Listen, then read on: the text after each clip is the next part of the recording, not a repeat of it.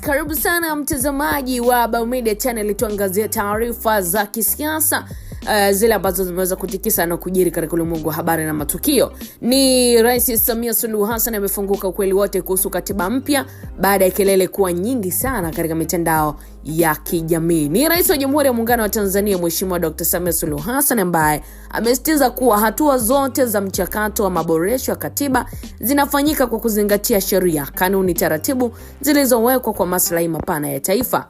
Na ametoa msisitizo huo alipokutana na kufanya mazungumzo na viongozi wa vyama 18 vya siasa nchini katika ikulu ya Dar es Salaam.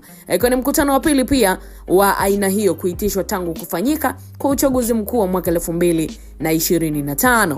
Mkuu huyo wa nchi amebainisha kuwa serikali itaendeleza mchakato wa maridhiano ya kisiasa kuelekea mapitio ya katiba, akitolea mfano hatua zilizofikiwa katika maandalizi ya maridhiano hayo visiwani Zanzibar ili kuweza kuimarisha ushirikiano na ujenzi wa hoja.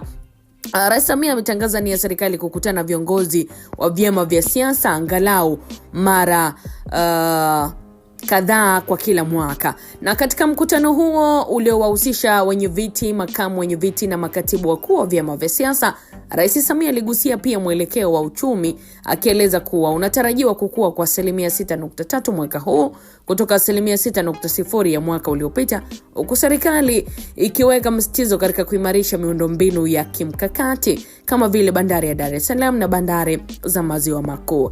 Lakini pia Rais Samia amevitaka vyama vya siasa nchini kushirikiana na serikali kulinda amani na maslahi ya nchi, kwa kipokea maoni mbalimbali yaliyoweza kuwasilishwa na viongozi hao na kuahidi kuwa serikali itafanyia kazi kupitia mifumo rasmi ya maamuzi. Kwa mantiki hiyo basi, watu wanapaswa kutulia na kusubiri kwa kina kwa sababu mchakato wa kupatikana kwa katiba mpya unaendelea na utaweza kufanywa kazi kama ambavyo amezungumza Rais wa Jamhuri ya Muungano wa Tanzania.